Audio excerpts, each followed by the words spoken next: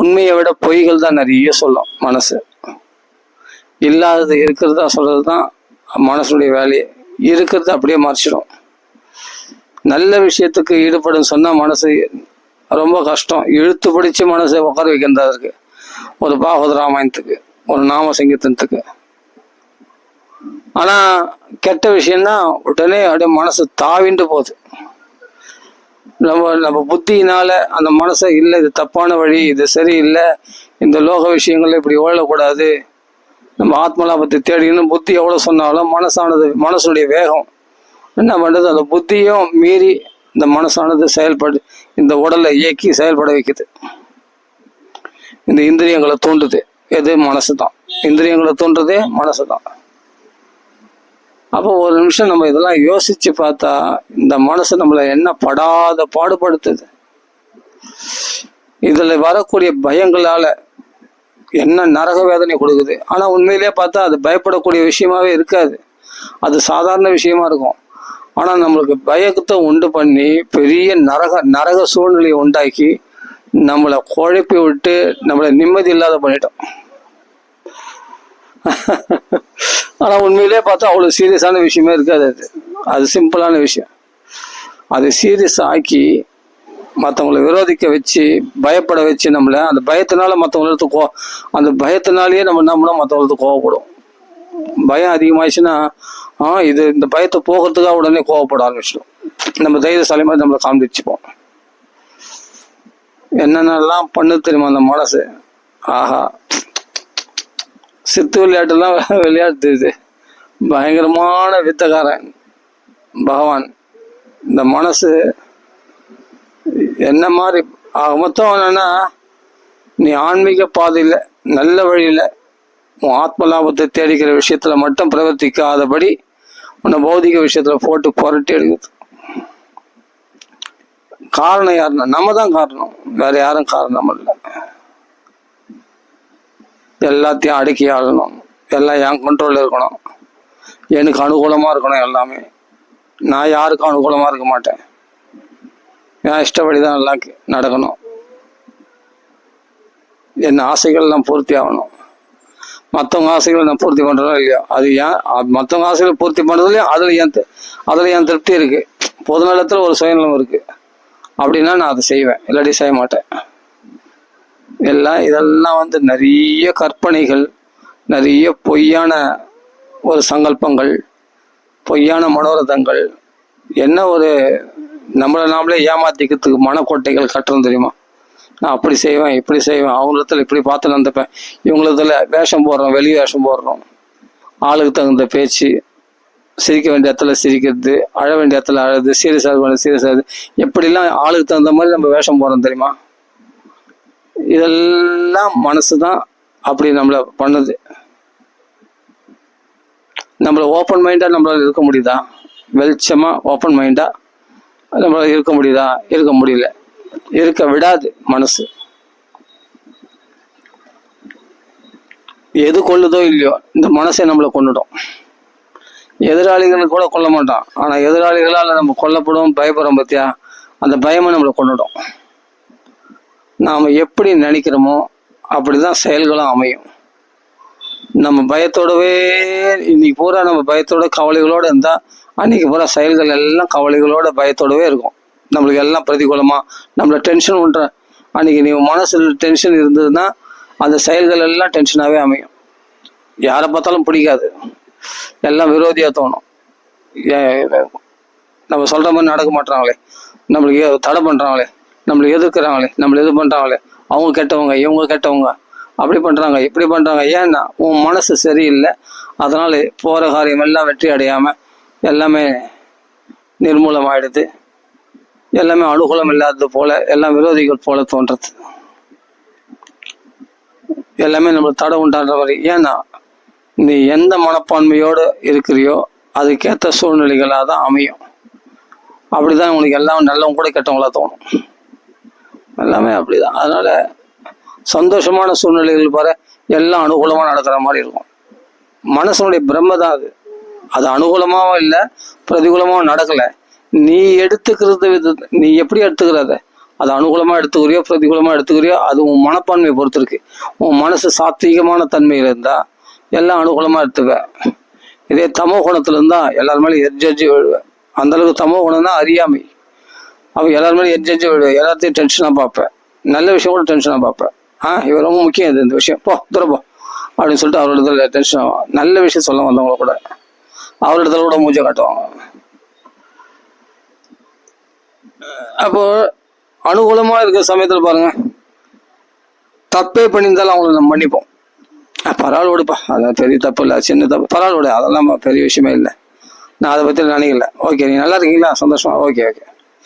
அப்படியே எதனா ஒரு இழப்புனா கூட சரி காலத்தினால அது நடக்க வேண்டியது நடந்தது, சரி அது ஒரு பெரிய விஷயமா விட்டு சரி ஓகே அதெல்லாம் அட்ஜஸ்ட் பண்ண சரி விடு அப்படின்னு சொல்லிட்டு. ஏன்னா இப்போ மனசு வந்து சாத்விகத்தன்மையில் இருக்கு. சாத்விகமாக இருக்கும்போது பெரிய ஒரு இழப்பு கூட பெருசாக தோணாது. அதே சமயத்தில் டென்ஷனான விஷயம் கூட டென்ஷனாக தோணாது. அதை அட்ஜஸ்ட் பண்ணி மன்னிச்சும் போடுவேன். பரவாயில்ல விடுப்பா, தெரியாமல் பண்ணிட்டல விடாது. ஆனால் தமோ குணத்தில் இருக்கும்போது சின்ன சின்ன விஷயம்லாம் பெருசாக தோணும். எதையும் மன்னிக்க மாட்டேன். சின்ன சின்ன அவங்க அப்படி பண்ணாங்களே இப்படி பண்ணா, அவங்க ஏதாவது கொஞ்சம் முறைச்சா கூட எதனா ஒரு வார்த்தை பேசினோட அது பெருசாக உன்னை பார்த்து மனசு பாதிக்கும். இரவும் பகலும் உன்னை குத்தி எடுக்கும், உன்னை பெரிய அவமானத்தில் கொண்டு போய் தள்ளிடும், உன்னை படாத பாடுபடுத்தும். ஏன்னா அப்போ நீ தமோ குணத்தில் நீ சரியில்லைன்னு அர்த்தம். உன் மனோநிலை சரியில்லை, நீ மனோவியாதி உடையவன் நீ. அதனால தான் யாரையும் மன்னிக்க மாட்டேன்ற. சின்ன விஷயம் கூட உனக்கு பெரிய தவறாக தோணுது. சின்ன குற்றம் தான் பண்ணியிருப்பாங்க, சும்மா ஒரு கதவை டப்புன்னு சாத்தியிருப்பாங்க, அது ஒரு சத்தமாக இருக்கும். அந்த சத்தம் ஒன்று பெருசாக பாதிக்கும். ஏன் பொறுமையாக சாத்தக்கூடாதா? நம்மளுக்கு அதிர்ச்சி உண்டு பண்ணுறதுக்குன்னே வேணுமனே அப்படி சாத்துறாங்க கதவு டமால்னு. ஒரு கிளாஸ் வச்சா டங்குன்னு வைக்கிறோம், வேணுமனே நம்மளுக்கு அதிர்ச்சி உண்டு பண்ணுறதுக்குன்னே இப்படி பண்ணுறாங்க. என் மேலே அவ்வளோ கோவம் அவங்களுக்கு, அதுதான் அப்படி பண்ணுறாங்க. அப்படின்னு சின்ன சின்ன விஷயத்தெல்லாம் நீ பெரிய குற்றமாக பார்ப்பேன். அப்போ காரணம்னா தமோ குணம் கண்ணை மறைக்குது. ஆனால் சாத்விக குணத்தில் அதெல்லாம் ஒரு பெரிய மேட்ரா, அல்ப விஷயம், இதெல்லாம் ஒரு விஷயம் எடுத்து பேசின்னு இருக்கேன் போ அப்படின்னு சொல்லிட்டு நீ தூக்கி போட்டு பாரு, வேலையை பாரு, நல்லா ஜாலியாக இருக்குது பாரு, சந்தோஷமா. யார் அவங்க? நம்பால் தானே, நம்ம அம்மா தானே, நம்ம அப்பா தானே, நம்ம தங்கச்சி, நம்ம அக்கா தம்பி தான், நம்ம அதுதானே. என் மனைவி தானே தப்பு பண்ணா விடு, என் மனைவி தானே அதை கிளாஸ் டங்குன்னு வச்சா கது சாத்தினாட்டமா, பரவாயில்ல விடு, என் மனைவி தானே. இல்லை நம்ம உறவினர்கள் வேறு, அக்கா வந்தாலும் தங்கச்சி வந்தாலும் நம்ம அக்கா தானே, நம்ம தங்கச்சி, நம்ம உறவினர்கள் தானே அப்படின்னு போயிடும். அது நம்ம தம்பி தானே, நம்ம இதுதான் போட, சரி அவன் தான் நல்லா இருந்து போட்டோம், அவன் தான் சந்தோஷமா இருந்து போட்டோம், அப்படின்ற ஒரு என்னது பரந்த மனசோட பார்க்கும்போது நம்ம தங்கச்சி தானே, நம்ம அண்ணன் தானே, நம்ம தம்பி தானே, நம்ம அக்கா தானே, நம்ம அம்மா தானே, என் மனைவி தானே அப்படின்னு நம்ம பார்த்த அந்த உறவுகளோட பார்க்க ஆரம்பிக்கும் போது அதெல்லாம் பெருசா தோணாது. இது சாத்விகத்தன்மை. இந்த கலின் சத்வ ஹரம் பும்சாம் கர்ணதார இவார்ணவம், எப்படியாவது ஒரு ஸ்லோகம் வந்து பத்தியா, அதான் பகவான். ஏதோ எந்த ஸ்லோகம் சொல்லாமே தான் அப்படியே கதையை ஓட்டின்னு வந்தேன். எப்படியோ பாகவத்தில் ஒரு ஸ்லோகம் வந்துச்சு. கலிபுருஷனானவன் சத்வஹரம் பும்சாம், சாத்விக தன்மையை அபகரிச்சுட்டானான் கலிபுருஷன். கலின் சத்வஹரம் பும்சாம், ஒரு மனுஷனுடைய நல்ல குணத்தை எல்லாம் அழிக்கக்கூடியவனா கலியுகத்துல கலிபுருஷன், தெரியுமா? அப்போ நமக்கு உள்ள நல்ல குணங்கள்லாம் கெடுத்து மனசை வந்து குட்டி செவராக்கி, அது ஒரு குட்டையாக்கி, அது ஒரு அசுத்தமான ஒரு குட்டையாக்கி, அந்த குட்டையை கலக்கி எவ்வளோ நாத்தடிக்குது மனசு. இந்த மனசுல எவ்வளோ கஷாயங்களை விஷங்களை விதைக்கிறான் இந்த கலிபுருஷன். கெட்ட எண்ணங்களை விதைக்கிறான். காமங்களும் குரோதங்களும் பொறாமைகளும் பொச்சரிப்புகளும் கொலை பாதகங்களும் சபித்தலும் என்னெல்லாம் இந்த மனசுல இவ்வளோ குப்பைகள் அடங்கிருக்குது. சே, நம்ம மனசை பார்த்தா நம்மளுக்கே பிடிக்கல, இவ்வளோ தீய குணங்கள் உடையவனா நான் அப்படின்னு நமக்கே நினைச்சு பார்த்தா தோணும். அதை நம்ம ஒத்துக்க மாட்டோம். ஏன்னா மனசு ஒத்துக்க விடாது. மனசு நமக்குள்ள இருந்த தீய எண்ணங்களை மனசு ஒத்துக்க விடாது. ஏன்னா அது ஒத்துக்க விடாமல் இருந்தால் தான் மேலே மேலே உனக்குள்ள தீய குணங்களை விதைச்சி அந்த மனசு ஒன்று ஆட்டி படைக்க முடியும். அதனால உன்னை ஒத்துக்க விடாது. நீ குற்றவாளியே இருந்தால் கூட நீ குற்றவாளின்னு ஒத்துக்க மாட்டேன். பிற இடத்துல போய் நம்ம டிக்ளேர் பண்ணிப்போமா, நான் குற்றவாளின்னு பண்ண மாட்டோம். நான் என்ன தப்பே பண்ணால் கூட நான் நியாயமானவன் தான் அப்படின்னு தான் நம்ம நிரூபிக்க பார்ப்போம். மற்றவங்கள பேசி வாக்குவாதம் பண்ணும். அதுக்காக நம்ம தப்பு நல்லா தெரியும், தப்பு இருக்கு, அவங்க மேல தப்பு இல்லை, ஆனாலும் நான் ஒத்துக்க மாட்டேன். இப்படி எத்தனை பேர் இருக்கீங்க போல? நிறைய பேர் இருப்போம், எல்லாமே இருப்போம், சொல்ல போனா மொத்தமாவே இருப்போம். இதுல 100% அப்படிதான் இருப்பாங்க. என்னதான் நம்ம குற்றவாளினா கூட நம்ம குற்றத்தை ஒத்துக்க முடியாது, மனசு வராது. நானே குற்றவாளின்னு சொல்லிட்டு நான் போய் அவமானப்படுவேன், அது அவமானப்பட முடியாது என்னால. குற்றத்தை ஒத்துக்கிற தைரியம் நிறைய பேர் கிடையாது. என்னை பொறுத்த வரைக்கும் எனக்கு நானே நல்லவன் அப்படின்னு தான் சொல்றதுக்கு தான் எல்லாரும். நான் செய்யறது கரெக்ட் தான், என் மேல் தப்பு இல்லை அப்படின்னு சொல்ற வரைக்கும் நம்ம மனசு நம்ம திருந்தவே முடியாது, நம்ம சாத்விக தன்மைக்கு வரவே முடியாது. நமக்குள்ள இருக்கிற குற்றங்களை ஃபர்ஸ்ட் எடுத்து வெளியே போறதுக்கு ஃபர்ஸ்ட் நம்ம குற்றவாளின்னு ஒத்துக்கணும் முதல்ல. அந்த டாபிக் சொல்றது தான் இப்போ வந்தேன். நம்ம யாரும் அதுக்கு தயாராகவே இல்லை. சரி, நீ யாருக்குள்ளே சொல்ல வேணாம், உனக்கு நீலே நிதானமா யோசிச்சு பாரு. நம்ம எல்லாத்துலயும் பர்ஃபெக்டா, நம்ம நல்லவங்களா, எல்லாருக்கும் நல்லதே நினைக்கிறோமா, நம்ம நல்லதே செய்யறோமா, நம்ம நல்லதே நினைக்கிறோமா ஃபர்ஸ்ட் அப்படின்னு யோசிச்சு பார்த்தா இவ்வளவு கெடுதல் நினைக்கிறோமே நம்ம. அப்போ நம்ம வாழ்க்கை மட்டும் நம்ம என்ன பண்ணோம், அதர்மத்தை செய்துட்டு தர்மத்தின் பலனாகிய நன்மைகளை எதிர்பார்த்தா நியாயமா? எப்படி நன்மைகள் நம்ம வாழ்க்கையில் நடக்கும்? அப்போ நமக்குள்ள வாஷ் அவுட் பண்ண வேண்டியது நிறைய இருக்கு, கிளியர் பண்ண வேண்டியது. அந்த எண்ணங்கள்லாம் நீக்கணும். பிறர் இடத்துல துவேஷம் பாராட்டுறது, கருணை இல்லாமல் இருக்கிறது, பிறர் கீழ்நிலையை பார்த்து கைகொட்டி சிரிக்கிறது, மற்றவங்களுடைய கீழ்நிலையை பார்த்து கைகொட்டி சிரிக்கிறது, இதெல்லாம் பாவம், தப்பு. அவர்கள் நமக்கு இல்லை, எனக்கு பண்ணாங்கல்ல அது தானே சரியா அனுபவிக்கிட்டோம் அப்படின்ற எண்ணம் இருக்குது பத்தியா. இதெல்லாம் கெட்டனம் தானே, உண்மையா சொல்லணும். நமக்கு அவங்க பண்ணாங்க தீங்கு, அதனால இப்போ கஷ்டம் அனுபவிக்கிறாங்க அப்படின்னா அதை பார்த்து சிரிக்கிறது தான், அவங்க கருணை காட்டுறது தான். நம்மளுக்கு தெரியாமல் பண்ணிட்டாங்க, அதுக்காக நான் அப்படி இருக்க மாட்டேன், நான் அவங்களுக்கு கருணை காட்டுவேன். அப்போ அந்த எண்ணத்தை மாற்றிக்கோ. பகவானே அவங்கள நல்லா வை, நிம்மதியா வை அப்படின்னு பிரார்த்தனை பண்ணிக்க பகவான்களை. அப்போ நமக்கு நாமே திருத்தி கொள்ள வேண்டியது. ஆனா நாம பண்ண தப்பை மட்டும் மற்றவங்க மன்னிக்கணும்னு எதிர்பார்க்கிறோம். ஆனா பிற தப்பை பண்ணுறது மட்டும், ஒரு சின்ன தப்பை மட்டும் நம்மளால மன்னிக்கவே மாட்டேன்றோம். அப்ப நம்ம தவறுகள் எப்படி பகவான் மன்னிப்பான்? யோசிக்கணும் இல்லையா? எல்லாம் காஸ் அண்ட் எஃபெக்ட் தானே, எல்லாம் காரண காரியம். நம்ம என்ன செய்யறோமோ அதான். வினை விதைத்தம் வினை அறுப்பான், விதை விதைத்தம் விதை அறுப்பான். அப்ப மனசு சொல்ற பேச்செல்லாம் கேட்கக்கூடாது. மனசு என்ன பண்ணுச்சு? பரிசுத்தே எப்படி அந்த பாகவத்து வந்துச்சு பத்தியா? மனசு பரிசுத்தே அவர் கழுத்துல பாம்பை போடுச்சு மனசு. செய்தானா இல்லையா? அது கலிபுருஷனுடைய தூண்டுதல்னால களிக்கு எடுத்துட்டான் பரிசுத்தினுடைய புத்திய. நேரம் என்னன்னா ஒரு மகாத்மா துரியாத நிலையில இருக்கு, தனக்கு அனுகூலமான நடந்துக்கலன்னு சொல்லிட்டு பிரதிகூலமா நடந்துட்டாரு. அது பிரதிகூலமா நடந்துக்கல, இவர் அது பிரதிகூலமா நடந்துதான் எடுத்துக்கினாரு மனசுல. அந்த மனசுதான் தப்பா நினைச்சுக்கிச்சு. அவர் இவர் அவமதிக்கல, பரிசுத்த சமீக மகரிஷி அவமதிக்கிறதா நினைச்சுட்டார் தப்பா. இதுதான் சொல்றது. இந்த தப்பு அபிப்பிராயம் தான் நம்ம எல்லாருக்கையிலும் உண்டாகுது. இந்த தப்பு அபிப்பிராயத்தில் தான் எல்லாரும் எதிரிகளா நினைக்கிறதுக்கு காரணமே இந்த தப்பு அபிப்பிராயம் தான். அப்போ அவர்கள் நம்ம தப்பே செய்யாம இவங்க நம்மள குற்றவாளி தேர்த்துக்கிறாங்களே, அப்போ நம்ம தப்பு செய்தா என்ன அப்படின்ற எண்ணம் உண்டாகுது எதிராளிகளுக்கு. நாமளே தான் அவங்களை கெட்டவங்களை ஆக்குறோம். அப்போ ஏதோ சந்தர்ப்ப சூழ்நிலை இன்னைக்கு சரி, நம்ம அதெல்லாம் கண்டுக்காம போவோம் அப்படின்னு சொல்லிட்டு நம்ம மன்னிச்சும் போயிருந்தா நம்மளுக்கு நல்லவங்களாவே இருப்பாங்க. சரி, அது போகட்டும். பரிசுத்தர் என்ன பண்ணார்?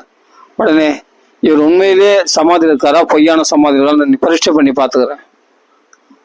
எந்த பகவான பரீட்சை பண்ணாரு கர்ப்பத்துல வெளியே கர்ப்பத்துல பார்த்த புருஷன் யாருன்னு, அதனால பரிசுத்தின் பேர் ஏற்பட்டது.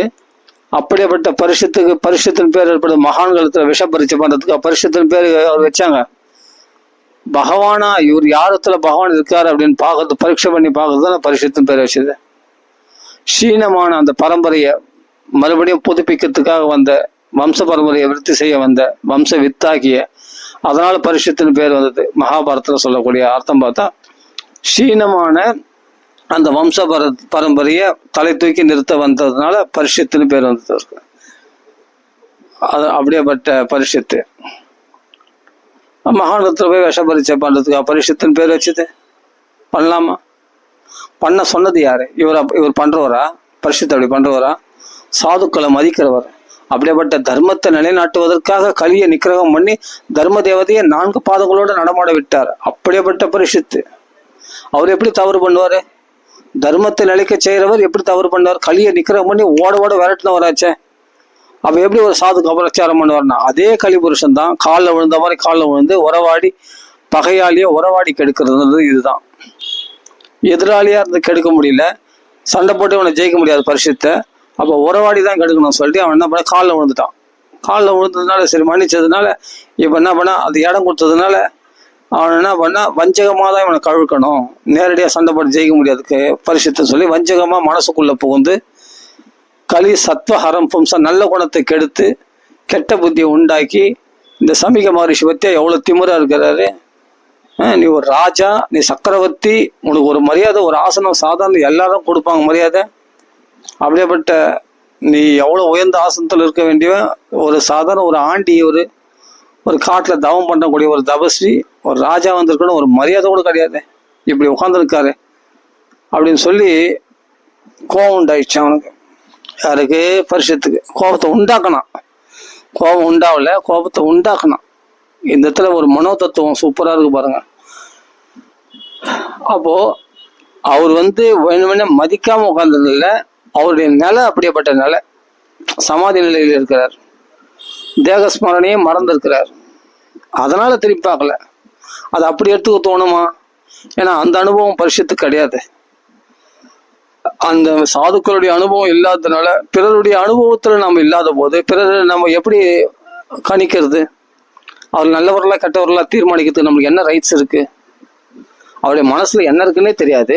தெரியாத ஒரு விஷயத்த நம்மளை இப்படித்தான் நினைச்சிட்டாங்க, நம்மளை ராஜா வந்தான்னா பூஜா வந்தான்னா இவனை நம்ம மதிக்கணும் அவசியம் இல்லைன்னு சொல்லி 1 மணி திமிரா உட்காந்து இருக்காரு அப்படின்னு கணிக்கிறதுக்கு நீ யார்? அவருடைய மனப்பான்மை என்னன்னு தெரியும் உனக்கு? அவர் எந்த நிலையில இருக்காருன்னு ஃபர்ஸ்ட் உனக்கு என்ன தெரியும்? எதுவுமே தெரியாம உடனே தப்பா நினைச்சுட்டு உடனே ஒரு தவறு செய்வியா? அவரை தண்டிப்பியா? இது எந்த விதத்தில் நியாயம் சொல்லு பார்க்கலாம். இந்த தப்பாபிப்பிராயம் தான் நமக்கு நிறைய விரோதிகளை உண்டு பண்றதுக்கு காரணமே. அவர்களும் சூழ்நிலை சந்தர்ப்பம் எப்படி எப்படியோ இருக்கும், அவசர வேலைகள் இருக்கும், நம்ம ஃபோன் பண்ணால் ஃபோன் எடுத்துக்க மாட்டாங்க, அவங்களுக்கு எவ்வளோ அலுவல்கள் இருக்கும், அதனால ஃபோன் எடுத்துக்க மாட்டாங்க. இல்லை எனக்கு மட்டும்தான் ஃபோன் எடுக்க மாட்டாங்க, மற்றவங்களாம் ஃபோன் பண்ணால் டக்குன்னு எடுப்பாங்க. நம்மள அவ்வளோ இலக்காரம், நம்ம உதாசீனம், அதனால எனக்கு ஃபோன் எடுக்க மாட்டாங்க அப்படின்னு நம்ம தப்பாக நினச்சிக்கிறோம். அப்புறம் வேற ஒருத்தர் கேள்விப்பட்டேன், அவன் நான் கூட ஃபோன் பண்ண அவங்க எடுக்க மாட்டாங்க, கொஞ்சம் வேலையாக இருக்காங்க. அப்போ புரிஞ்சுக்கிறாங்க அவங்கள பற்றி. ஓ, அவங்க சுபாவமே அப்படித்தான், டென்ஷன் வந்தால் நிறைய வேலைகள் இருக்காங்க, கஷ்டத்தில் இருக்காங்க, அதனால ஃபோன் எடுக்கல அப்படின்னு அப்புறமா உணர்த்தர்கள் சொன்ன பிறகு அப்புறம் நம்ம புரிஞ்சுக்கிறோம். நம்மளுக்கு மட்டும் இல்லை, எல்லாருக்கும் அப்படிதான். அவங்க ஃபோன் எடுக்க ஏதாவது வேலையாக இருந்தால் ஃபோன் எடுக்க மாட்டாங்க அப்படின்னு புரிஞ்சுக்கிறோம். இப்போ தப்பு அபிப்பிராயம் தான், நமக்கு தான் வேணும்னே ஃபோன் எடுக்கல, அவங்க நம்மளை பார்த்தா பிடிக்கல அவங்களுக்கு அப்படின்னு அவங்களுக்கு எதிரியாக மாற்றிட்டு அப்போ அவங்க நம்பரை பிளாக் பண்ணுறது, அவங்கள பேசாமல் இருக்கிறது, என்னென்னலாம் நடக்குது பாருங்க. எல்லாம் தப்பான அபிப்பிராயம் தான். அப்படி பரிசுத்த தப்பான அபிப்பிராயத்தில் தான் கழுத்தில் பாம்பு போட்டான். இவர் உண்மையான சமாதி இருக்கா பொய்யான சமாதியில்? இந்த பாம்புன்னா படைய நடுங்குன்னு சொல்லுவாங்க இல்லையா, உடனே நடுங்க, அப்படி உடம்பு சிலிருக்கும் இல்லையா, உண்மையிலேயே சமாதியில் இல்லைன்னா அப்படியே பாம்பு போடுறாருன்னு. ஆனால் அவர் பாட்டுக்கு அந்த அசைவற்று இருந்தாராம். அப்போ அந்த பாம்பு செத்து போன பாம்பு, அந்த பாம்பும் ஒரு ஜடம் தான், நீ ஒரு ஜடம் தான் சொல்லிட்டு அந்த பாம்பை படுத்து போட்டு போயிட்டார். அந்த பாம்பு போடாமல் போனதான் என்ன, ஏன்னா நல்லவங்க சாபம் வாங்கிக்கணும்னு அவர் தள்ள எழுதியிருக்கு. ஏன்னா ஜாதகர்மா தீர்மானிக்கிறவங்களே சொல்லிட்டாங்க யுதிஷ்டர் இடத்துல, அதுபோல் சாபத்தை வாங்க போறான்னு. கடைசியில் ஸ்விங்கின்றவன் சாபம் கொடுத்துட்டான். இப்போ என்ன ஆச்சு? அந்த ஒரு க்ஷணம் பண்ண ஒரே ஒரு க்ஷணம் அந்த கோவப்பட்டதுனால உன் வாழ்க்கையே போயிடுச்சு பத்தியா, அவருடைய வயிற்றுச்சலுக்கு ஆளாயிட்ட பத்தியா, அந்த மனசு புண்படுத்தின, அந்த மனசு புண்படுத்தின அந்த ஒரு க்ஷணம் நீ கோவப்படாமல் இருந்தா கதையே மாறி இருக்கும், தீர்க்காயுஷா வாழ்ந்திருப்பான். நான் என்னன்னா அது பகவான் ஏற்பாடு, அது அப்புறம் 7 நாள்ல கதை கேட்டு மோட்சம் தான் இதுதான் நல்லது தான் அடைஞ்சான், அது இல்லைன்னு சொல்ல வரல, அது நான் சொல்ல வரல, அதை விடுங்க. நான் அது என்னன்னா பாகவத பிரகாரம் விடுங்க, நம்ம மனோதத்துவ பிரகாரம் பாருங்க. இப்போ நம்மளுக்கு என்ன இதுல இருந்து கிடைக்குது பாடம்னா, அந்த பரீட்சித்து ஒரு க்ஷணம் அந்த கோவப்படாமல் இருந்தா அவன் 30 வயசுல இந்த அல்பாயுஸ்ல போக வேண்டிய அவசியம் இல்லைல்ல. அதை யோசிச்சு பாருங்க. அந்த விதத்தில் யோசிச்சு, அந்த கோணத்தில் யோசிச்சு பாருங்க. அப்போ நம்ம கோபம் தானே நம்ம வாழ்க்கையை தீர்மானிக்குது, நம்ம வாழ்க்கைக்கு எடுத்தது. கோபத்தினால என்ன லாபம்னா காரியத்துக்கு எடுத்தது தான் லாபம், உறவுகளை முறிச்சுக்கிறது தான் லாபம். நமக்கு வர வேண்டிய லாபத்தை கெடுத்துக்கிறோம் பத்தியா, அதான் லாபம், வேற எந்த லாபம் கிடையாது. அப்போ மனசு தான் இவ்வளோத்துக்கும் காரணம். மனசு தப்பு தப்பா சொல்லி தப்பு தப்பா புரிய வச்சு நம்மளை தப்பான ஐடென்டிஃபிகேஷன் பண்ண வச்சு நம்மளை ஏமாத்தின்னு தானே இருக்கு. நம்ம இந்த உடம்புன்னு சொல்லி தானே மனசு ஏமாத்தின்னு இருக்குது.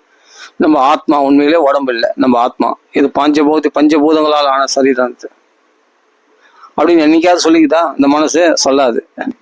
இந்த உடம்பே ஆத்மா அப்படின்னோம். இந்த உறவுகள் தான் உன் உறவு, இந்த பொறுப்பு தான் உன் பொறுப்பு, இவர்கள் தான் உன்னுடைய உறவினர்கள், இவரெல்லாம் கண்ணை இமையை காப்பது போல் நீ காப்பாற்றணும் அப்படியே உனக்குள்ள தலைமலை பெரிய பாரத்தை கொண்டு வந்து இந்த மனசானது உனக்குள்ள திணிக்குது. இந்த பாகவத தர்மம் எங்க உள்ள பிரவேசிக்கிறது? நான் ஆத்மா இந்த உடம்புலன்றத சொல்லும் பார்க்கலாம். அதை அப்படியே மறக்கடிச்சிடும், அனுபவத்துக்கே வராதபடி மறக்கடிச்சிடும். அப்போ பொய்யா சொல்லி உண்மையிலே அவர் சமாதியில் இருந்தவரை போய் மதிக்காதவர் அப்படின்னு சொல்லி அவ்வளோ ஆணவமா அவனுக்கு நான் கழுத்தில் பாம்பு போறேன்னு சொல்லி இவர் கோபமா நடந்துக்கிந்து அது பொய் தானே. இப்போ அந்த கலிபுருஷன் சொன்னது வேணுமென்னே நம்மளை மதிக்காம உட்காந்துருக்காருன்னு. ஏன்னா அந்த சமயம் பார்த்து பசிதாகம் அதிகமாயிடுச்சு, அபூதபூர்வகா. இது மாதிரி வாழ்நாளில் ஏற்படாத பசிதாகம் அன்னைக்கு ஏற்பட்டுதான் அவருக்கு. இதுவரை அதே மாதிரி வாழ்நாள் ஏற்படாத கோபம் அன்னைக்கு ஏற்பட்டுச்சு. சாதுக்களுக்கு கோபப்பட மாட்டாரு பரிசுத்து, அன்னைக்கு கோபம் ஏற்பட்டுச்சு. ஏன்னா அவர் புத்தியை கெடுத்தது கலிபுருஷன். இவருடைய சுபாவம் அது கிடையாது. எப்படி கைகைக்கு வந்து ராமரிடத்துல தான் பிரியம் அதிகம் பரதனை விட, அந்த கைகை புத்தி எப்படி தேவர்கள் மாற்றினார்களோ அதே மாதிரி இவளுடைய புத்தியும் இவர் பரிசுத்துடைய புத்தியும் கலிபுருஷன் மாத்திட்டான். அதுதான் அவருக்கு சாபத்தை வாங்கி கொடுத்தது. நம்ம ஒரு க்ஷணம் எடுக்கிற முடிவுனால வாழ்க்கையை தலைகீழ மாறிடும். ஜாக்கிரதையா இருக்கணும்.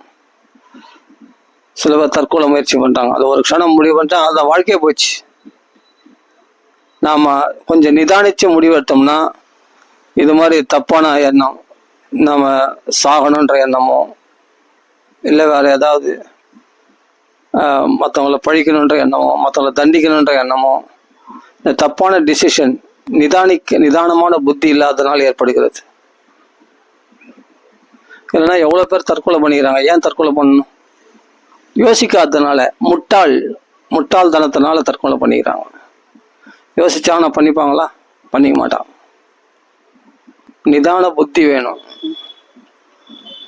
ஏன்னா மனசு அங்கத்துல ஜெயிச்சித்து, மனசுல தமோ குணம் இருக்கிறதுனால. நிதானிச்சவங்க வாழ்க்கையில பெரிய சாதனைகள் சாதிச்சாங்க.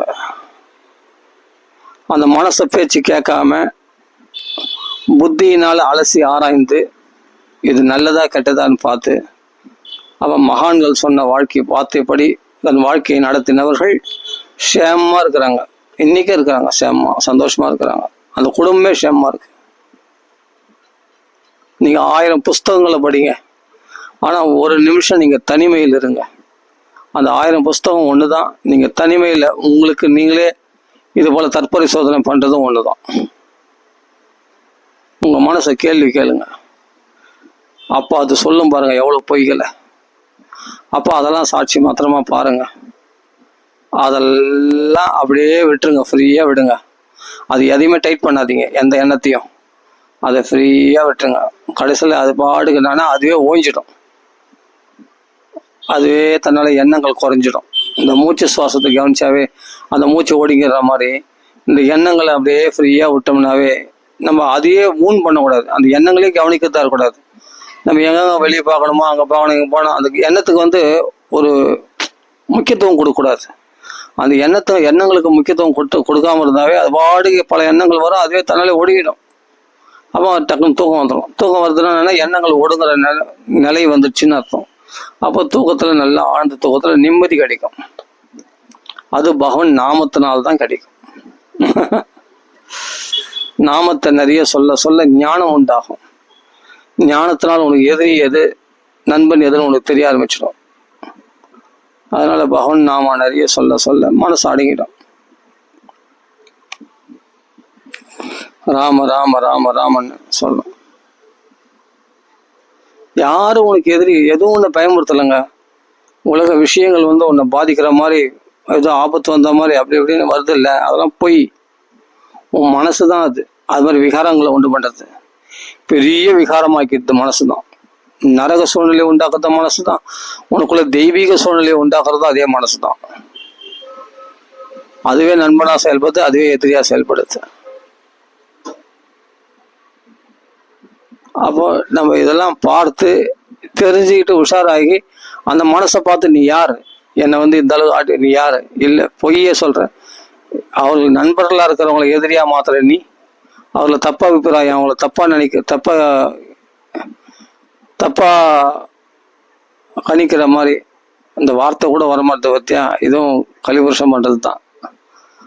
சரளமா அந்த வார்த்தையோட அப்படி பண்றான். அதாவது தப்பாக தீர்மானிக்கிறோம், ஒருத்தரை தப்பாக கணிக்கிறோம் இல்லையா, தப்பு. ஏன் அவர்களை குற்றவாளியா நம்ம மனசுக்குள்ள தீர்மானிக்கிறோம்? நிதானம் இல்லாததுனால.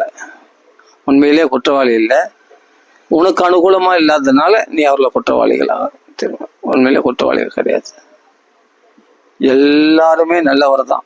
அஜாத சத்ருவாக சாஸ்திரம் சொல்றதுன்னா, பிறந்தவர் உண்மையிலே யாரும் சத்துருக்களே கிடையாது. அவங்க கர்ம வினைப்படி அப்படியே நம்மளை திட்டினாலும் இது பண்ணாலும் அவர்கள் சுபாவம் அது என்னன்னா, அவர்கள் பண்ணல, நம்ம கர்ம வினையானது அவர்கள் மூலமாக நமக்கு தீங்க உண்டு பண்றது. அப்படியே நமக்கு துரோகம் பண்றாங்க, நம்ம திட்டுறாங்க, நம்மளை அடிக்கிறாங்க, நம்மளை பழி சொல்றாங்கன்னா, நம்மளை விரோதிக்கிறாங்கன்னா அது அவர்கள் இல்லை. கொஞ்சம் புரிஞ்சுக்குங்க. அவர்களுக்கு பின்னாடி இருந்து ஒன்று ஆட்டி படைக்குது, அவர்கள் ரூபத்துல வருது. நம்ம பிராரத்தை, நம்ம பண்ண கர்ம வினை தான், நம்ம பண்ண பாவம் தான். அந்த பாபமானது பிறர் மனுஷால் மூலமாக நமக்கு தீங்காக சேர்க்கிறது. இதை புரிஞ்சுக்கணும். அப்போ இதெல்லாம் சாஸ்திரங்கள்ல படிச்சா நம்மளுக்கு புரியும். அப்போ கிரகங்கள் சூழ்நிலைகள் சரியில்லைனாலும் கோள்களுடைய கோளாறுகளாலேயும் நடக்கிறது உண்டு சில பேருக்குடைய வாழ்க்கையில. அது கிரக சூழ்நிலைகளாலையும். அதே சமயம் சில பேர் தன்னுடைய சுபாவத்துக்கு ஏற்ற மாதிரி, இதெல்லாம் தர்ம தேவதை சொல்ல வேண்டிய விஷயம். நம்ம இன்னைக்கு மைண்டு டென்ஷனான சுபாவத்தில் இருந்தோம்னா அந்த அந்த அன்னைக்கு நடக்கிற விஷயங்கள் எல்லாம் டென்ஷன் நடக்கும். இது சுபாவத்தின் அடிப்படையில். அதே மாதிரி சந்தோஷமான சுபாவத்தில் இருந்தோம்னா அன்னைக்கு நடக்கிறதெல்லாம் அனுகூலமாக இருக்கும், சந்தோஷமா இருக்கும். இது சுபாவத்தின் அடிப்படையில். அதுக்கப்புறம் கிரக சூழ்நிலைகள் ஜாதகர்மா தீர்மானிக்க உனக்கு இப்போ ரொம்ப தொல்லைகள் உண்டாகும். சனி தசை நடக்குது, ராகு தசை நடக்குது அப்படின்லாம் சொல்றாங்க இல்லையா. கிரக சூழ்நிலைகளும் அப்படி அமையும். அப்ப எது உண்மைனா எல்லாமே உண்மைதான். நீ கர்ம வினைப்படி உனக்கு துன்பங்கள் வர்றதும் உண்மைதான். சுபாவத்தின்படி துன்பம், அந்த சுபாவமா அந்த சமயத்துல உன் சுபாவத்தை நீ மாத்த நினைச்சோட மாற்ற முடியாது. நீ டென்ஷனா காலையில் எழுந்தும் போதே யார் மொத்தம் முடிச்சுனா தெரியல, டென்ஷன் ஆகுது அப்படின்னு அன்னைக்கு போற டென்ஷன் ஆகும். அதுவும் காரணம் இந்த கிரக சூழ்நிலைகள். கிரக சூழ்நிலைகள் காரணம் உன் கர்ம வினைகள். கர்ம வினைப்படி அந்த கிரக சூழ்நிலைகள் உனக்கு நெகட்டிவா நடக்குது. அதுக்கேற்ற மாதிரி உனக்கு வாழ்க்கையில பிரச்சனைகள் துன்பங்களும் சேருது. எல்லாம் கர்ம வினைகள் பாவத்தினுடைய பலனாக துன்பங்கள் சேர்கிறது. புண்ணியத்தின் பலனாக இன்பங்கள் சேர்கிறது. அதையும் தடுக்க முடியாது, இதையும் தடுக்க, இன்பத்தை தடுக்க முடியாது, துன்பத்தை தடுக்க முடியாது. ஆனா இதெல்லாம் சரி, கர்ம வினைப்படி வர்றது, சுபாவத்தின்படி கோளாறு படி வருது, இல்லை காலத்தினால வர்றதுன்னு சொல்லுவாங்க. காலம்னா அந்தந்த காலத்துல நமக்கு சுகம் துக்கம் மாறி மாறி வருது இல்லையா. அது காலத்தினுடைய சக்தினால, கால வேகத்தினால நமக்கு அது கூட்டி கொடுக்குது. வயோதிகம் வர வேண்டிய காலத்துல வயோதிகம் வந்தே தீரும். நீ இளமையாவே இருக்க முடியாது.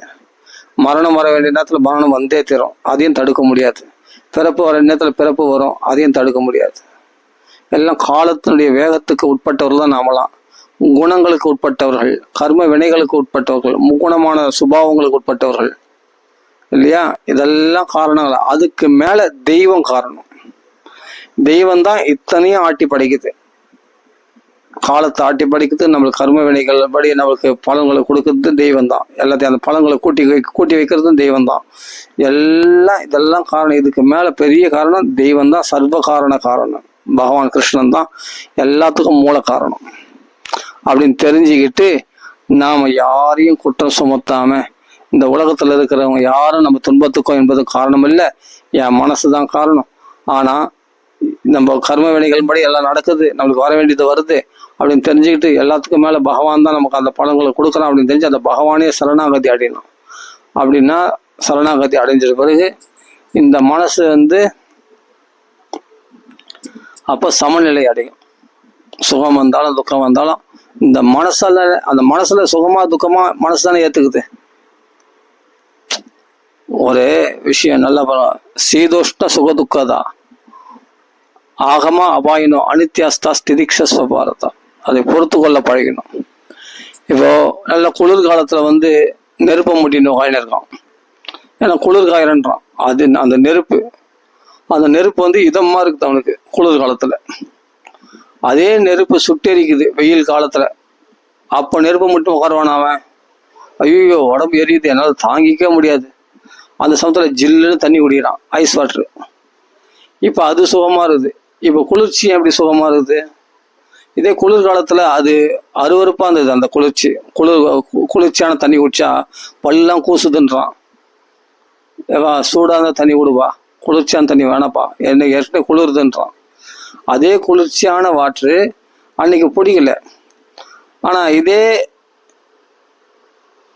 வெயில் காலத்துல அந்த ஐஸ் வாட்டர் ரொம்ப அவனுக்கு அப்படியே கணத்துலலாம் வச்சுக்கிறான். அந்த ஐஸ் வாட்டர் பாட்டில கணத்துல வச்சுக்கிறான், உடம்புலாம் தடவிக்கிறான், எல்லாம் பண்ணிக்கிறான். அந்த குளிர்ச்சியான இதெல்லாம் மூஞ்ச நல்லா அந்த குளிர்ச்சியான வாட்டர்ல மூஞ்ச நல்லா கழுவிக்கிறான், குளிர்ச்சியா அனுபவிக்கிறான். அந்த தண்ணியை முடுக்கு தண்ணி குடிக்கிறான், அந்த கூலிங் வாட்டரை. ஏன்னா வெயில் தாபத்தினால. அப்போ இது இனிமையா, இதே குளிர்ச்சியான வாட்டர் இப்ப இனிமையா இருக்கு. அதே குளிர்காலத்துல பார்த்தா அது அருவருப்பா இருக்கு. அதே நெருப்பு குளிர்காலத்துல பார்த்தா ஹிதமா இருக்குது. அதே வெயில் காலத்துல பார்த்தா சுட்டு எரிக்குது. அப்போ குளிர்ச்சியும் வெப்பமும் சீதம் உஷ்ணம் ரெண்டுமே நம்ம மனசை வச்சுதான். ஒரு சமயத்துல மனசு ஏத்துக்குது, ஒரு சமயத்துல மனசு நிராகரிக்குது. ஆனா நீ மனசால, சில பேர் இந்த சைனீஸ்லாம் பார்த்தா இந்த புத்த பிக்ஷுக்கள் என்ன பண்ணுவாங்க, மனசால நல்லா ஐஸ் மலை இருக்கு இல்லையா, அந்த ஐஸ் மலைல உட்காந்துன்னு வெயில தியானம் பண்ணுவாங்களாம். வெயில தியானம் பண்ணா உடம்புலாம் வேறு ஊத்துமா. அந்த ஐஸ் மலையில உட்காந்துன்னு அவருடைய மனப்பான்மையை மாத்தி வெயிலில் இருக்கிற மாதிரி தியானம் பண்ணுவாங்க. வெயிலில் இருக்கிற மாதிரி தியானம் பண்ணும் போது அந்த அப்படியே உடம்பு சுட்டரிக்கிற மாதிரி தியானம் பண்ணாங்கன்னா, திடீர்னு பார்த்தா அந்த ஐஸ் கட்டி மலையில உட்காந்து தியானம் பண்ணா கூட அவர்கள் புத்த பிக்ஷுக்கள் சில பேர் அவங்க என்ன பண்றாங்க, இந்த மனப்பான்மையை மாத்திக்க அது வெயிலில் இருக்கிறதா மாத்திக்கிறதுனால உடம்புல பார்த்தா வேறையா ஊத்தும். அது அப்புறம் ஆச்சரியமா இருக்கு. பனிமலையில உட்காந்து இருக்காங்க, தவம் பண்றாங்க, அது எப்படி அவன் உடம்புல வேறு ஊத்தும்? அப்படின்னா எந்த இடம் சூழ்நிலை முக்கியம் இல்லை, மனப்பான்மை தான் முக்கியம். அந்த மனசு நான் வெயில்ல இருக்கிறதா நினைச்சோம்னா அது நம்ம மனசுக்குள்ள உஷ்ணம் உண்டாகி அந்த மனசுக்கு அவ்வளவு சக்தி உண்டு. நீ நினைச்சதை சாதிக்கக்கூடிய சக்தி அந்த மனசுக்கு அவ்வளவு வில் பவர் உண்டு. அந்த மனசு திடமாக எதை நினைக்கிறியோ, எதை சங்கல்பிக்கிறியோ அதை நிறைவேற்றக்கூடிய தன்மை அந்த மனசுக்கு உண்டு. அந்த மனசை ஒரு எண்ணத்தை அடிக்கடி போட அது ஒரு இடத்துல எங்கேயோ போய் பழிச்சிடும். அது மாதிரி இந்த மனசுல என்ன பண்ணாங்க, அவங்க வெயில்ல இருக்கிறதா தியானம் பண்ணி அவர் உடம்புல வேர்வையே வந்துச்சு அந்த புத்த பிக்ஷுக்கள். இது ஒரு எக்ஸ்பெரிமெண்ட்டா நடத்தி காட்டிருக்காங்க. இது எங்கேயோ ஒரு நியூஸ்ல பார்த்தது. ஆச்சரியமா இல்லை இது? அப்போ மனசு தாங்க முக்கியம். அந்த மனசை நீ எதுக்கு எப்படி தயார் பண்றியோ அதான் சொல்றேன். அபியாசேன வைராக்கியன ரெண்டு விதத்துல மனசு அடக்கலாம். அந்த மனசை நீ எப்படி பயிற்சி பண்றியோ அதுக்கு ஏற்ற மாதிரி அதான் நமக்கு வளைஞ்சு கொடுக்கும். அந்த மனசை நீ உதாசீனப்படுத்திட்டா அது இஷ்டப்படி ஆட்டி படிக்கும். மனசை நீ உதாசீனப்படுத்தி அது போற போக்கெல்லாம் நீ போனோம்னா அது உன்னை படாத பாடு பத்திரும். ஒரு நிமிஷம் நிறுத்தி நிதானிச்சு, இது தவறாச்சே, இந்த மனசு நினைக்கிறது தவறாச்சே, இதன்படி நம்ம செய்யக்கூடாதாச்சு அப்படின்னு புத்தியினால தீர்மானிச்சு, அதுதான் கடவுள் புத்தியை கொடுத்துக்கிறான். அந்த புத்தினால் தீர்மானிச்சு அந்த மனசை அடக்க பார்க்கணும். புத்தின்ற சாரதியினால, இந்திரியங்களாக குதிரைகளால் மனசுன்ற கடிவாளத்தை பிடிச்சி புத்தின்ற சாரதியினால் அடக்கணும். கிருஷ்ண பரமாத்மா மாதிரி, பார்த்த சாரதி மாதிரி. அப்போ கிருஷ்ண இடத்துல ஒப்படைக்கணும் அந்த மனசை. அப்போ மனசு தான் பயங்கரமானது, நம்மளை நரக சூழ்நிலை உண்டாக்குது. உண்மையிலே வெளியில ஒன்றும் இல்லைங்க, இது ஒன்று நிறைய விஷயம் இருக்குது, நிறைய கதைகள் இருக்கு. ஒன்று ஒன்றா சொல்றேன். இப்போ நான் சொன்னேன் இல்லையா, புத்த பிக்ஷுக்கள் தவம் பண்ணாங்க. அதாவது பனிமலையில கூட வெயில்ல இருக்கிறதா தியானம் பண்ணாலும் உடம்புல வேர்வை ஊட்டுச்சு. வெயில்ல உட்காந்து வேர்வை ஊத்தம் இல்லையா, அது மாதிரி வேர்வை கொட்டிடுச்சு அவருக்கு, புத்த பிக்ஷுக்கு. இப்போ ஒரு விஷயம் சொல்றேன். ஒருத்தர் வெளியூர்ல இருக்காங்க, 2 பேர் நண்பர்கள் 2 பேர் இருக்காங்க வெளியூர்ல. 2 பேர் வெளியில வேலை செய்யறாங்க, வெளியூர்ல போய் வேலை செய்யறாங்க. அப்போ அவங்க ஒரே ஊர்ல இருந்து போனவங்க தான், வெளியூர்ல வேலை செய்யறவங்க. அப்போ என்ன பண்ணாங்க, ஒரு நண்பன், நம்மளே பேர் வச்சுக்கலாம், சுரேஷ் ரமேஷ்னு 2 பேர் வச்சுங்க. இந்த ரமேஷ்ன்ற வீட்டில் பார்த்தா டெத்து. அந்த டெத்து விஷயத்த போய் என்ன பண்ணோம், அந்த ரமேஷ்கிட்ட சொல்லணும். புரியுதா? அவங்க வீட்டில் டெத் ஆயிடுச்சு. அப்போ சொன்னா உடனே அவங்க அப்பா இறந்துட்டாரு, ரமேஷ் அவங்க அப்பா இறந்துட்டாரு. அவர் உடனே கொல்லி வைப்பான், ஏதாவது பண்ணுவான்.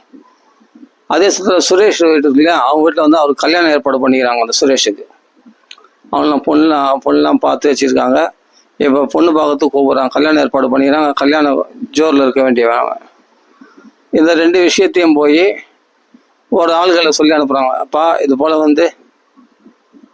ரமேஷ்களை சொல்லு, அவங்க அப்பா இது டெத் ஆகிட்டார், பார்க்க சொல்லு. அவர் இல்லை டெத்தா, சரி ஏதோ ஒன்று டெத் ஆயிடுச்சுன்னு வச்சுங்களேன், சரி ஓகே. சுரேஷ்களை போய் சொல்லி அவங்க பொண்ணு பார்த்துக்கிறாங்கன்னு சொல்லி அப்படின்ட்டு 2 ஆள் அனுப்புகிறாங்க. இவன் என்ன பண்ணா, ரமேஷ்னு பேர் தெரியாது இல்லை, ரமேஷ் சுரேஷ் 2 பேர். அந்த ரமேஷ்ன்றவங்களை போய் சந்தோஷமான செய்தியை சொல்ல சொன்னாங்களே, அவன் போய் என்ன பண்ணா, ரமேஷ்களை போய் 2 பேரும் ஒரே ரூம்ல தான் ரூம்மேட்டு தங்கி இருக்காங்க, நண்பர்களாக வேலை செய்கிறாங்க. அது ரமேஷ்ன்ற போது உன் பேர் நம்ம ரமேஷ், உனக்கு தான்ப்பா சொன்னாங்க, உனக்கு பொண்ணு பார்த்துக்கிறாங்களாம், உங்கள் அப்பாலாம் பொண்ணு பார்த்துறாங்களாம், நீ கல்யாணத்துக்கு வரணும் அப்படின்னு. அப்படியான்னு சொல்லிட்டு ஒரே சந்தோஷம் அவனுக்கு. ரமேஷ் சுரேஷ்களை போய் என்ன சொல்றான், தப்பா சொல்லிட்டான்.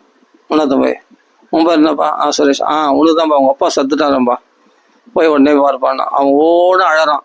யாரு, அந்த சுரேஷ்ன்றவன். கதையை மாற்றி சொல்லிட்டான். இங்கேருந்து போனவன், சாரி இங்கேருந்து போனவன் ஒருத்தன் தான், நான் 2 பேரும் சொல்லிட்டு சாரி, ஒருத்தன் தான் போனேன். அது கதை கேட்டு ரொம்ப நாள் ஆச்சு. நான் பேர் நம்மளே வச்சுக்கிற பேர் தான், சுரேஷ் ரமேஷ்னு. அது கதையில ஏதோ ஒரு நபர்னு சொல்லுவாங்க, அது ஏதோ பேர் நம்மளுக்கு ஞாபகம் இல்லை, நம்ம சுரேஷ் ரமேஷ்னு வச்சுப்போமே. அப்போ இங்கேருந்து இந்த ஊர்லேருந்து போனவன், ஒரே ஒரு ஆள் தான் போனவன், மாற்றி சொல்லிட்டான் பேரை. அவன் ரமேஷ் கலை சுரேஷ் சொல்லணுன்னே அதை மறந்துட்டு தப்பாக சொல்லிட்டான். அப்போ ரமேஷ்ன்றவனுக்கு போய் என்ன சொல்லிட்டான்னா, உனக்கு கல்யாணம் ஏற்பாடு பண்ணிக்கிறாங்க, சும்மா ஜாலியாக இருக்கிறான். எனக்கு மேரேஜ் ஆக போகுது, சந்தோஷமா இருக்குது, அது கல்யாணம் ஆக போகுதுன்னு. இவன் என்ன பண்ணா, சுரேஷ் உங்க அப்பா செத்துட்டாரு அப்படின்னு போய் சொல்லிட்டு அவன் ஒவ்வொன்று அழறான். சுரேஷ் வாயில வயிற்றுல அடிச்சுன்னு அழறான். அப்போ விஷயம் என்ன, நடந்த விஷயம் வேற. ஆனா இவன் பார்த்தா துக்கத்துல இருக்கான், அவன் சந்தோஷம் இருக்கான். அவன் மனசு, விஷயங்களுக்கும் மனசுக்கும் சம்பந்தமே கிடையாது. நம்ம மனசுல அது கெட்டதா நினைச்சா அவன் வாழ்க்கை நரகம்.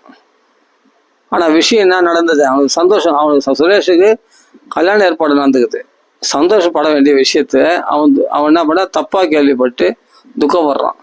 இவன் என்ன பண்றான், ரமேஷ்ன்றவன் துக்கப்பட வேண்டியவன், ஆனா அவன் சந்தோஷமா தப்பா கேள்விப்பட்டு சந்தோஷமா அடைகிறான்.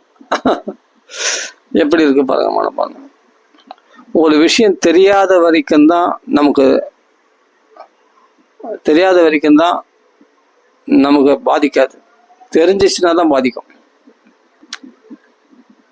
ஒரு விஷயம் தெரியாத வரைக்கும், ஒருத்தரை பத்தி பேக்ரவுண்டை பத்தி தெரியாத வரைக்கும் அவன் நல்லவன்னு நினச்சிட்டு இருப்பான். அவன் பேக்ரவுண்டு தெரிஞ்சானா, அவன் இப்படிப்பட்டான் அப்படி கூட தெரிஞ்சானா அவங்க பேசவே மாட்டான். அப்போ எதுவுமே ஒரு ஒரு விஷயம் நம்ம தெரிஞ்சிக்காம இருக்கிற வரைக்கும் நல்லா இருக்கும். எவ்வளோக்கு எவ்வளோ நம்ம உலக விஷயங்களை தெரிஞ்சுக்க ஆரம்பிக்கிறோமோ அவ்வளோக்கு அவ்வளோ சங்கடங்கள், துன்பங்கள் அதிகமாக நம்ம அனுபவிச்சே தருவோம். அதனால் எதையும் தெரிஞ்சிக்காம இருக்கிறதே நல்லது. மனசுக்கு நிம்மதியாக இருக்கலாம். ஒருத்தரை பற்றி ஒருத்தருக்குள்ள இருக்கிற தீய குணங்களை நம்ம ஆராய்ச்சி பண்ண ஆரம்பித்தோம், செத்தாமவன் ஆகலாம். செத்தாமவன் அவன், அவ்வளோதான். ஒருத்தரை புரிஞ்சிக்க ஆரம்பித்தோம், கதை கந்தல். அப்படியே அவர்கள் அப்படியே மனப்பாடம் அப்படியே படிச்சுட்டு போயிடணும். ஒருத்தருடைய மனப்பான்மையை அப்படியே ஒருத்தர் பழகிற விதத்தை, அந்த பழகிற விதத்தையே படிச்சுட்டு போயினே இருக்கணும். அதை மனப்பாடம் பண்ண நினச்சா கதை கேட்டது. ஒவ்வொருத்தருடைய வாழ்க்கையை நம்ம மனப்பாடம் பண்ணக்கூடாது. அவருடைய அந்தரங்க விஷயம் என்ன, அவருடைய பின் வாழ்க்கை என்ன, முன் வாழ்க்கை என்ன, இதெல்லாம் நம்ம ஆராய்ச்சி பண்ணக்கூடாது. பண்ணால் நம்ம மனசு நிம்மதி கட்டுரும். அதனால் எல்லாமே மேலோட்டமாக பார்த்துன்னு போகணும். அப்போ எல்லாருமே நல்லவங்களா தோணும். அது அந்தரங்க வாழ்க்கையை போய் ஆராய்ச்சி பண்ணுன்னா நம்மளுக்கு எல்லாருமே கெட்டவங்களா தான் தோணும். யாரையுமே சொல்கிறேன், மகாத்மாவே குற்றம் சொல்லுவோம். அதனால் நம்ம பார்த்து அதுதான் மனசு தான் எவ்வளோத்துக்கும் காரணம். நம்ம மனசை கண்ட்ரோல் பண்ண முடியாதவன் எப்படி நம்ம உறவினர்களையா, நம்ம வீட்டில் இருக்கிற நம்மளுடைய உறவினர்களை நம்ம எப்படி கண்ட்ரோல் பண்ண நினைக்கிறோம்? நம்ம மனசே நம்ம கண்ட்ரோல் இல்லை. நாம் யார் மற்றவங்களை கண்ட்ரோல் பண்ணுறதுக்கு? நம்ம ஆஃபீஸில் நம்ம கீழே வேலை செய்கிறவங்களை எப்படி கண்ட்ரோல் பண்ணுறதுக்கு? நடக்கிற காரியமாக அதெல்லாம். ஃபஸ்ட்டு நம்ம மனசு கண்ட்ரோல் ஆக உலகம், மனசு வசமாக உலகம் நமக்கு வசமாகும். ஒரு நாள் வசமாகிறது நீ பார்க்கலாம். எல்லாரையும் சுதந்திரமா விடு, யாரையும் இருக்க பிடிக்காது, நீ சுதந்திரமா இருப்ப. அதனால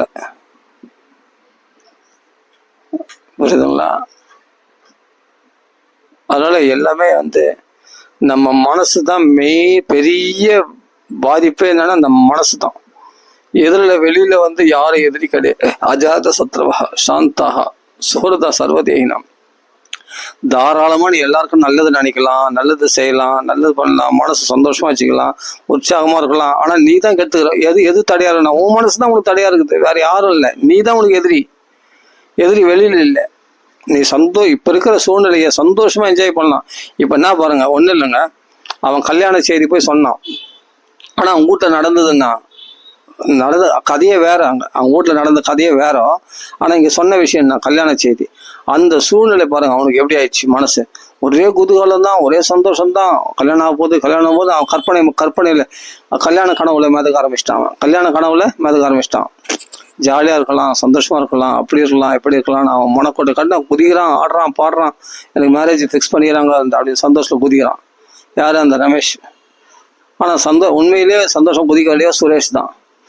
ஆனா அவன் என்ன பண்றான்னா, தலைமலை கை வச்சுன்னு எங்க அப்பா அப்படி வளர்த்தாரு, இப்படி வளர்த்தாரு, என்னை அப்படி பண்ணாரு, மார்மலை போட்டு வளர்த்தாரு, தோல் மேலே போட்டு வளர்த்தாரு, என்னை அப்படி படிக்க வச்சாரு, இவ்வளவு பணம் சொல்ல போல கடவுட வாங்கி படிக்க வச்சாரு, என்னை இங்க வெளியில ஹாஸ்டல்ல தங்க வச்சாரு, எல்லாம் பண்ண வச்சு அப்படின்னு சொல்லிட்டு புலம்புறான் அவங்க அப்பா நினைச்சு. ஆனா அவங்க அப்பா நல்லா ஆரோக்கியமா இருப்பார், திடகாத்திரமா கல்லு மாதிரி இருக்காரு அவங்க அப்பா.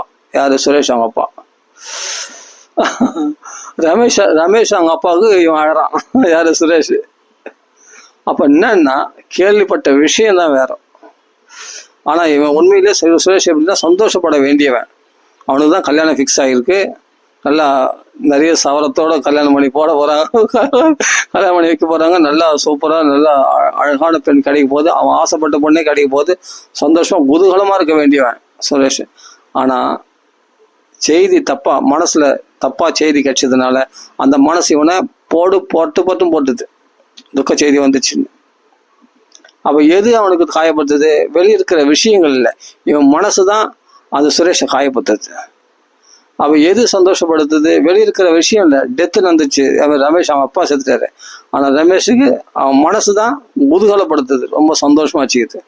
அப்ப எது நண்பன், எது அப்ப வெளி விஷயங்கள் நண்பனா எதிரியா?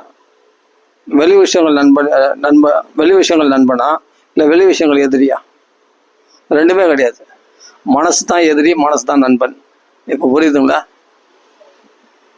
ரமேஷுக்கு நல்ல செய்தி கிடைச்சது, அவன் நண்பனா. அப்ப மனசு நண்பனாயிடுச்சுன்னா வெளியில அவங்க அப்பா டெத் ஆனா கூட அவனை பத்தி கவலை இல்லையே. அவன் கல்யாண நினைவுல சந்தோஷமா இருக்கிறான். ஆனா சுரேஷ் வந்து என்னன்னா அவங்க அப்பா நல்லா இருக்க திலகாத்திரமா, ஆனா வந்து மனசு எதிரி ஆயிடுச்சுன்னா அவனுக்கு டெத் செய்தி கிடைச்சதா தப்பா நினைச்சதுனால அவன் மனசு அவனுக்கு நரகத்தை கொடுக்குது. அது சுரேஷுக்கு எவ்வளோ அழகான ஒரு கதை தெரியுமா அது. நம்ம மனப்பான்மை தாங்க. அப்போ இப்போ நான் சொன்னேன் பனிமலையில் உட்காந்து கூட வெயிலில் இருக்கதா நினைச்சதுனால வேறு ஊத்துதுங்க. அப்போ நம்ம துன்பமான சூழ்நிலையில கூட நம்ம சொர்க்கலோகத்தில் இருக்கதா நினைச்சா கண்டிப்பாக சொர்க்கலோகத்திலே இருப்போம். சொர்க்கலோக சௌக்கியத்தான் அனுபவிப்போம். அதனால தான் சிஷி அண்ணா சொல்லுவார், நம்ம எழுந்துக்கும் போது நான் நல்லா இருக்கேன், புஷ்டியாக இருக்கேன், சந்தோஷமாக இருக்கேன் அப்படின்னும் போது நம்ம வியாதிகள்லாம் போயிடுமா. உண்மையிலே நம்ம புஷ்டியாக இருக்குமா, அன்னைக்கு நாள் முழுவதும் சந்தோஷமாக இருப்போமா, புஷ்டியாக இருப்போம், ஆரோக்கியமாக இருப்போமா, நான் தெம்பாக இருப்போமா. ஆனால் ஐயோ இன்னைக்கு ஹாஸ்பிட்டல் போனவே என்ன சொல்லுவார் டாக்டர் என்ன சொல்லுவார், உண்மையிலே பார்த்தா இல்லாத வியாதி வந்துடும். ஆமாம், இல்லாத வியாதிலாம் கற்பனையினால்தான் வருது. மற்றவங்களுக்கு வந்துச்சு, நம்மளுக்கு மட்டும் வியாதி வரலையே, ஒருவேளை வந்துருமோன்னு பயந்துன்னா வந்துடுச்சு. அப்படி எத்தனையோ பேருக்கு வந்திருக்கு வியாதி, அவங்களுக்கெல்லாம் வந்திருக்கு. நம்மளுக்கு மட்டும் அந்த வியாதி வராமல் இருக்கு, ஒருவேளை நம்மளுக்கு வந்துருமோன்னு வந்துடும். பயப்படுறதுனாலே வராது, வந்த மாதிரி ஒரு ஃபீலிங். நீ என்ன நினைக்கிறியோ அதான் நடக்கும். அப்படியே சில பேர் வந்திருக்கு, அது வேற விஷயம். ஜுரம் வர மாதிரி இருக்கு, ஜுரம் வர மாதிரி இருக்கு, உண்மையிலே ஜுரம் வந்துச்சு, அவள் வந்திருக்கு. உன் மனசு வந்து நீ தான் அதை பலப்படுத்துற, நீ தான் அதை ஊன் பண்ணி இல்லாத அதுக்கு முக்கியத்துவம் கொடுத்து அந்த மனசுக்கு அதை பலப்படுத்துறதே நீ தான். அதை உபேட்சை பண்ணிட்டா அது பாட்டு கடக்கும், தேவைன்னு கடக்கும். அந்த மனசுல எண்ணங்களுக்கு முக்கியத்துவம் கொடுக்காம புத்தியினால் தீர்மானிச்சு வாழ்க்கைய கரெக்டாக பகடக்காய் நவுத்துற மாதிரி நகர்த்தி கரெக்டாக வாழ்க்கை நடத்துறவங்க நல்லா தானே இருக்காங்க. இன்னைக்கு சேஃப்டியாக வாழ்க்கை வாழ்றாங்களே புத்திசாலித்தனமா, அவர்கள் பகவத் பக்தியில நல்லா சூப்பராக இருக்காங்களே. அப்போ மனசு 1000 விஷயம் சொல்லும். 1000 விஷயத்தையும் நம்ம ஆசைப்பட முடியுமா? 1000 விஷயத்தை நம்ம நிறைவேற்ற முடியுமா? அவ்வளோ பணம் தான் நம்ம கையில் இருந்தா 1000 விஷயத்த செலவு பண்ண முடியுமா? 1000 விஷயம் உலகம் மனசு ஆசைப்படும். 1000 விஷயத்த ஆசைப்படலாம் அடைஞ்சிட முடியுமா? ஒரு மனுஷனுக்கு நிறைவேறான ஆசைகளோட நிறைவேறாத ஆசைகள் தான் அதிகம். மனசு நினைக்கும், அது கெட்டதெல்லாம் சொல்லும், கெட்டதெல்லாம் நல்லதான் சொல்லும், அது பேச்சு கேட்கக்கூடாது. அப்போ அந்த மனசு பக்குவம் தான் முக்கியம். அந்த மனசை யாரு பக்குவம் அடையன்னா, எப்பொழுதும் பகவத் குணங்களை, கிருஷ்ண கதைகளை, ராமர் கதைகளை கேட்டு கேட்டு ஆனந்தப்படும் போது மனசை மகோத்சவமா வச்சுக்க முடியும். ராம நாமத்தை சொல்லி ராம குணங்களை கேட்டு ஆனந்தப்படுற மனசு என்னைக்கும் ஆனந்தமா இருக்கும். அதனால சாதுக்கள் வழியை பின்பற்றி போகணும்.